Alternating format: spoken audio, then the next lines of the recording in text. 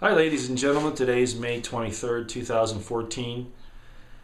We turned back, we didn't get all the way to OAS in DC. Following the events that were transpiring there, which didn't surprise me all that much, we decided that our efforts would be better spent elsewhere. Now, just so you know, I totally support as I've said before, I totally support the concept. Basically that, go to DC, the vets, and convince those in DC that they need to obey their oath of office and support and defend the Constitution of the United States. Do those things according to the Constitution, which they haven't done for years. But in reality, voting and balloting and demonstrating like that really aren't going to accomplish much. They're just not in DC. It's too far gone. District of Criminals pretty much explains what we have there. Looking at history and how things happen in Germany with the Nazis coming in and Russia with the Stalinists and all of this, it's so obvious what's happening here in the United States. Now, the point is we didn't go to OAS in DC. We did go to a local thing where actually there were almost probably as many people as showed up in DC. But be that as it may, I want to thank those who have gone to OAS and tried to do the right thing. It's just, as I said before, I thought the plans were a little inappropriate, I guess, for lack of a better term. Anyway, thanks for being there. We should have done it in all the states. It should have been a spread out thing at any rate. And it's unfortunate that it's turned out the way it has, because not only did it not get media coverage, which was deliberate, it was a blackout, but it's also embarrassed those who are trying to do the right thing. So I'll just leave it at that at this point, and move on to something else. This land grab in the West is really important, the Bundy Ranch being the pivotal experience at this point. So that's where I think we need to be, and I'm going to explain why in a few minutes. But as usual, I digress, and I want to go to a couple of other things really quickly. The first being Senator Ted Cruz has now told us, if you've been listening, that there are 40 to 50 senators that have signed on to changing the Constitution and eliminating the First Amendment freedom of speech. Now, ladies and gentlemen, so you're telling me, U.S. government, and I know you want to do this, okay? You want to just do away with the Bill of Rights completely, which is pretty much what you've done anyway with all the things that you've been working on here. But back to Bush in 2001. Al-Qaeda wants to destroy us because they hate our freedoms. Well, unfortunately, the U.S. government has done more to destroy our freedoms than Al-Qaeda ever did. So the real people that want to destroy our freedoms are people who are in the U.S. government or affiliated with it in one way or another. And they have their cronies from the very top office of the nation all the way down to your local water boards and school boards. It's really crazy how they've done this. You might say, well, that's what it is. That's what the people want. Let me remind you, this is a republic, a constitutional republic, okay? Majoritarian coercion cannot take away the Bill of Rights. That's why it was built the way it was. But I know that these evil forces are in there, and they're working their hardest to make people believe that we are a total democracy, and then lie about who wants what anyway, but use that as a reason to do away with these Bill of Rights. So Senator Cruz brought this up. It doesn't surprise me. We're supposedly fighting wars for how many years now in the Middle East to try to protect our rights, and we had all those situations in wars before that, 58, 60,000 in Vietnam we lost, not counting the people that were wounded, maimed terribly. Of course, Korean War, World War II, I could do all of those. All because we're supposedly supporting the liberties and freedoms of the people of the United States, the Constitution, the Bill of Rights. And now we have actual government people, than we have for a long time, saying that we need to eliminate the First Amendment because we don't want people to disagree with us and interfere with government making all these decisions. The people are the government, and that's the idea. A Republican form of government. You got to wake up. Military and police, you got to wake up and see what's happening here. You went into the military, you went into the police. Hopefully, I'm not saying all, because some of you are just creepy people. Some of you are just goons and thugs. You know, criminals that wear the badge and the uniform and the gun because the government wants thugs in there. But some of you, how many I don't know anymore, went in for the right reasons. But the right reasons don't exist anymore. Okay? If you're fighting for the Constitution and for freedom, and your own government's talking about getting rid of the First Amendment, what are you doing in the military or in the police? They're the enemy now. They're whether or not you know, it's just like the Gestapo, you know, or the Stasi, whatever. If you work for an evil entity and you're doing it for a paycheck and you're trying not to be bad, the point is you're working for an evil entity. You got to get out of there if you have a conscience, if you're moral, if you're ethical. Do I expect you to do that? No. The destruction of this country is going to happen, and then it'll be too late. You'll realize that you made the wrong decision. Boy, I diverge a lot. Point is you've got these people that are talking about taking away the rights of people to even dissent, to even discuss whether what the government does is right or not, or portions of the government, even before the laws are made. This is really disastrous. So thanks, Senator Cruz, for bringing that up. It's very, very important. Okay, now I want to back up to this land thing again. You know, we looked at this quite deeply, and we've come to realize, and there are spiritual reasons as well as political reasons for looking at this now, that the land issue is really where it's at. The land issue, the water rights, tied to grazing rights, the idea of prescriptive rights, which I'm not going to go into right now.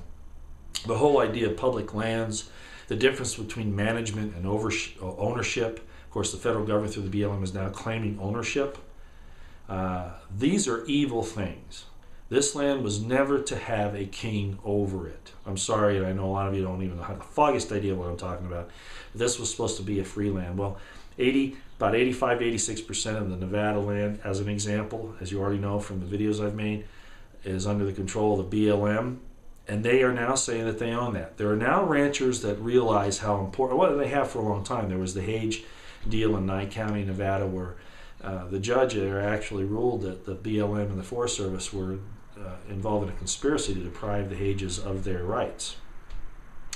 So there are a few people out there that are willing to stand up. The Nye County Sheriff, for instance, who told the federal government, if you come here and try to do this stuff, our SWAT team will meet yours. You know, there are some real courageous people out there, but they're not enough at the state level, and that's the problem. The states really need to stand up, no matter how dangerous it is, because the land issue now is the central issue, tied inextricably with the Constitution of the United States. It's all the same thing. If the federal government continues down the course that it's going right now, this is what's going to happen. You're going to lose all access to your lands. You're going to lose food supply. You're going to lose water supply. You're going to lose any possibility of using any resources, minerals or otherwise, period.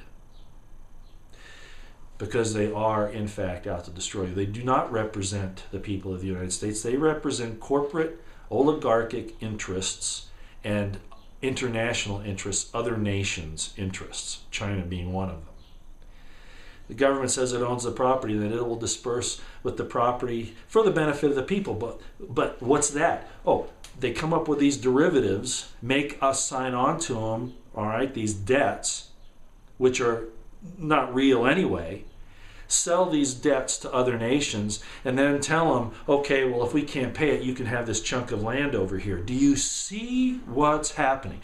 A false financial arrangement that they sign, you the taxpayer, and I use that term very loosely. I don't like the word taxpayer. There's some other connotations there, but we'll just talk about people paying taxes. That you have some responsibility, but because we can't pay for it as the taxpayers of this country, then the United States government, in order to continue doing its wars and all the crazy things that it does, it will sell this land over here to foreign interests. Is that really what you want, American people? I don't think so. And if it is, then you're further gone than I ever thought. So, We have other Nevada ranchers that are coming up and saying, yes, the BLM is after them. The BLM is using everything they can, whether it be that the land needs a rest, which is horse manure, or a mouse, a flying mouse, or a tortoise, or some fish, or whatever it is, to keep them from using the land. Your beef prices are going up even worse. All food prices will go up. For instance, Boxer and Feinstein and all those shut off the San Joaquin Valley in California from its water supply. Thousands, maybe millions of acres, at least thousands, hundreds of thousands of acres of produce land, orchards, are all dried up and dead. Your food supply is being stolen from you. And for what reason? A little fish? Really?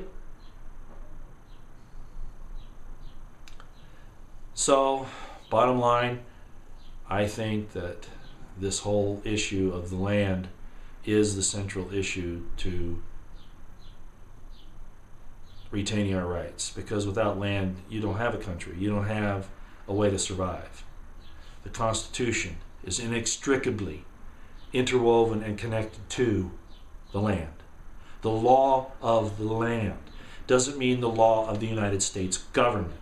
It means the common law, the law of the land, the natural law of the land. I'm not going to explain it any further than that. But the next time I hear somebody say that such and such a law is the law of the land, you don't even understand that you're under admiralty law. I'm not saying it's legal, because Marbury versus Madison said that any law that's made contrary to the United States Constitution is null and void before it even is voted on. And once it gets law, it's null and void. So, the corporation of the United States government in D.C. in 1871, I think it was, all that stuff where they tried to change the legal nature of our republic is illegal and unconstitutional and null and void when they do it. It's all wrong. The Constitution is the supreme law of the land. And that federal supremacy clause, which the BLM uses and all these federal organizations, has nothing to do with how they've implemented it. Very similar to the interstate commerce clause, how they've expanded that to mean things that was never intended. The supremacy clause of the United States Constitution is basically stating that federal law, constitutional federal law, to help the country to engage in its freedoms and liberties is the supreme law of the land. The supremacy clause, it takes precedence over a state law. For instance, if a state says, no, we're not going to have a democratic government here, or a Republican form of government. We're going to have a democratic form of government. That's a good example. Instead of having a Republican form of government, which the Constitution guarantees, we're going to have a democratic form of government. That's when the supremacy clause of the United States Constitution comes in, and the feds can say, no, you are to have a Republican form of government because that's what we promised the people. And there are reasons for that.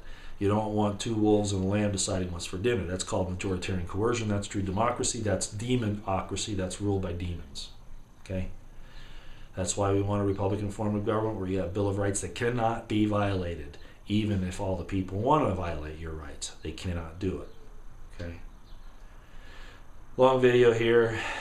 It's kind of jumped around a lot, but I just wanted you to understand that the land issue is now, I think, the big point, because it interferes, it controls so many other issues of our life, liberty, and pursuit of happiness. We have to get our states to stand up against this illicit, tyrannical, authoritarian, dictatorial, illegal, unconstitutional federal government and say no. We have some heroes out here that are doing this. Senator Cruz, Rick Perry, who I don't have a whole lot of trust for, did come up and try to defend the Red River area, those 90,000 acres the BLM is trying to take. And I do understand the boundary problems of the river and all that. Okay, that's not the issue. Michelle Fiore in Nevada. The Utah State Legislature now saying that they want to take back the lands that the feds have in Utah. This has to be done in every state in the West. Every state legislature, every governor needs to get behind this for the benefit of the constituents of that state. The states gave the federal government certain powers to take care of the common interest. And the federal government has usurped too much. It's time for the states to say no. So that's where we are going to spend most of our time. We're going to ask for God's help. I know a lot of you don't like to hear that, but we're going to ask for God's help because this land is supposed to be a liberty land, a land of the free, freedom, a land of God. God is the king of this land, not the federal government of the United States, not President Obama, not the UN, not oligarchs, not international bankers, but God himself. One nation under God. Folks, we have to take this seriously. We have to take this very seriously. We have to ask God to step in, give us the understanding, the wisdom, the strength to resist and to overcome this evil that is threatening the very lives of your women and children, your families, your loved ones, your posterity. So that's where we're going, okay? Again, thanks to the people at OAS. You still have the right idea. I think trying to get those people to leave office was way over the top. Not that it isn't worthy to ask, but it just wasn't going to happen. Ballots aren't going to work. Demonstrations aren't going to work like that. The only thing to get those guys out of there is bloodshed, and we really don't want to go there if we can avoid it. All right.